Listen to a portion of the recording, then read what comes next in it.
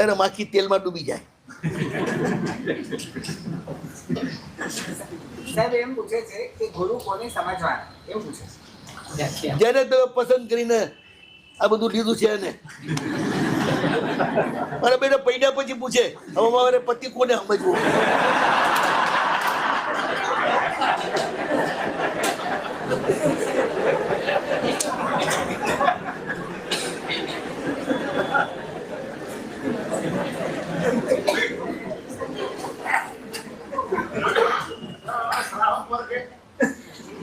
શ્રાવક વર્ગ છે તો સમજો કે અમે કોઈને ગુરુ માને, હવે એ વ્યક્તિગત પછી અમે બીજા આપ જેવા અમે અનેક શ્રાવક વર્ગ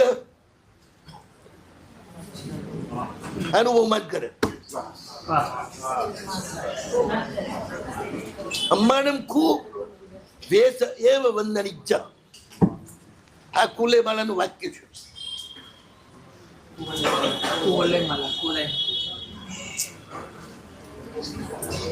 સાધુને માટે વર્તન એ જ વંદનીય. એ 3 દિવસ પછી વંદન કરે.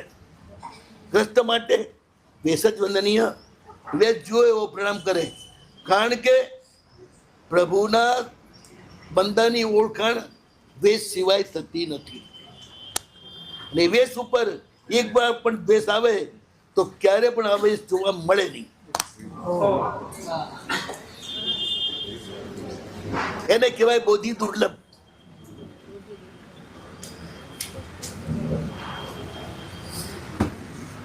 ગમે તેટલું કરીને સાધુ સીધું ઓળખી શકે.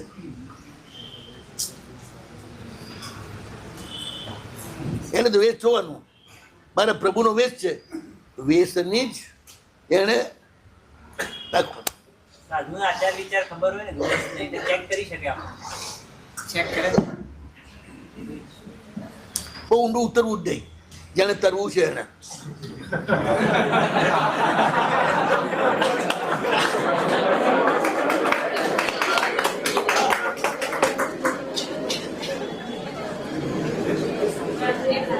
ડૂબવા માટે જે કરવું કરો. દરેકની મર્યાદા છે. કેટલા નગરજનો પોલીસને જઈને પૂછશે તું સાચો છે કે નહીં. પૂછવા જતો પેલો દંડો ઠોકશે સીધો. એટલે કે હું સાચો છું. હા સૂત્ર પ્રરૂપી હોય તો તમે બધા સૂત્ર ભણેલા ખરા ને.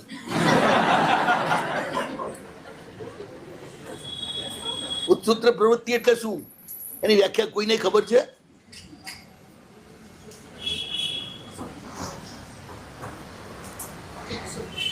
ચમનલાલ લક્ષ્મીચંદ પુનાનો શ્રાવક પ્રબુદ્ધ પનાજી મહારાજથી જ શાસનમાં આવેલો.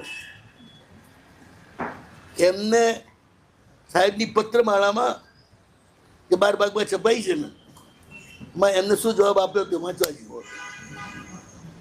આજની જેમ જ બળાપો કાઢ્યો છે. આજના સાધુઓ બગડી ગયા છે, ગુરુની આજ્ઞામાં રહેતા નથી, બરોબર આચાર પાળતા નથી. આ 80 વર્ષ પહેલાની વાત છે. આ બધી ફરિયાદ લખી છે. હવે આમાં શું કરવું, કોને વાંધવાન કોને ના વાંધવાન. તમારે છે ને તમારું માથું બહુ કિંમતી છે. ભલે બજારમાં 1 પૈસામાં ના વેચાય.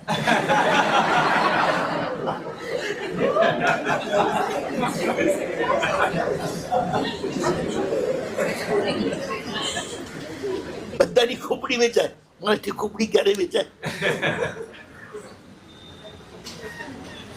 એને માથે લઈને ફરો આમ નામ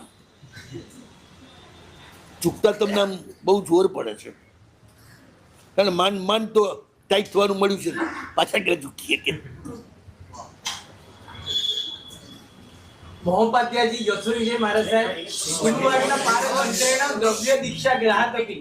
એ લખે છે શ્લોક ગુરુવારના પારતંત્રેણ. સાહેબ એટલું જ લખ્યું. ઓછામાં ઓછું કેટલું માણવાથી પણ સાધુ કહેવાય એ જ્યાં સુધી ન જાણો ત્યાં સુધી તમારે આ ચર્ચામાં ઉતરવું નહીં. ઓછામાં ઓછું કેટલું બાળવાથી પણ એ સાધુ ગણાય અને તમારા કરતા શ્રેષ્ઠ ગણાય. એ ન જાણો ત્યાં સુધી આ પંચાયત તમારે કરવી નહીં. પેલાની અપેક્ષા આ નીચા લાગે છે, પણ બેટા તારી અપેક્ષા એ તો તારી અપેક્ષા કે ને તારી અપેક્ષા ઊંચા જગ નહીં. તુલના કરો તો ગરબડમાં પડી જશો. અને ભાવના પ્રદેશમાં ક્યારેક નૌકાશી માસક ક્ષમણ કરતા પણ ચડી જતી હોય, તો આમાં ક્યાં તમે આની તુલના કરવા જશો? એની પાસે એક જ રૂપિયો છે, એનાથી ધંધો કરીને કુટી ખાય છે. એ પૂરો રૂપિયો આપી દે દાનમાં, અને જેની પાસે 1 કરોડ રૂપિયા છે, 10 લાખ આપે તો મોટું દાન કોનું ગણાય? આ બધું સમજવું પડે. પછી ગૃહસ્થે સંઘના મા બાપ કીધા છે કેવી રીતના સમજવું પડે? સાધુના મા બાપ એ જ્યારથી એ લોકોની વસ્તીમાં રહેતા તમે શીખ્યા ને ત્યારથી.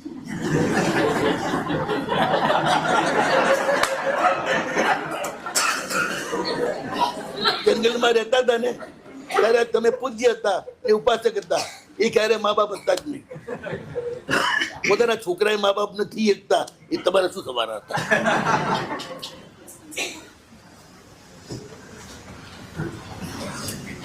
ઘરમાં કઈ ના ચાલતું, આપણી ભાઈ આવીને હમણાં મારે મહારાજ આમ કરવું પડશે, મહારાજ કેમ કરવું પડશે. આ ઉપાશ્રયમાં નહીં ચાલે, આ સંઘમાં દાન જ ચાલે, આવા બધા મળે કેટલા? કારણ કે આપણે ગરબડ કરી નાખી ને અહીંયા આવીને રહેવાની છે. આપણે રહેતા જ જતા, આવા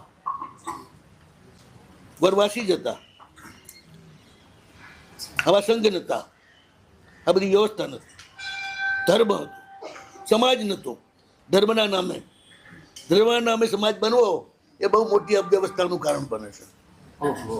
એના કારણે જ હિંસાઓ થાય છે બધી. ધર્મ એ વ્યક્તિગત બાબત છે, સામાજિક બાબત નથી. ભગવાન મહાવીરના વખતમાં કોઈ સમાજ નતો, મંદિરો હતા, કોઈ ટ્રસ્ટ હતા, પૂજા પ્રતિપત્તિ થતી હતી, પણ કોઈ વ્યવસ્થા નથી.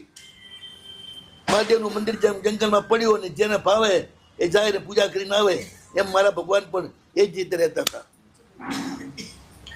મંદિરોમાં ઉપાસક આવે તો પૂજા કરે પોતાની ગરજથી, જે અવેલેબલ હોય એ સામગ્રીથી. મંદિરનું કોઈ માલિક નતું, પ્રભુ પોતે જ માલિક. રોજ અષ્ટપ્રકારી પૂજા કરવી ને પણ પ્રતિષ્ઠિત કરેલા હોય. અષ્ટવિધ કર્મ ન બંધાય એનું ધ્યાન રાખો.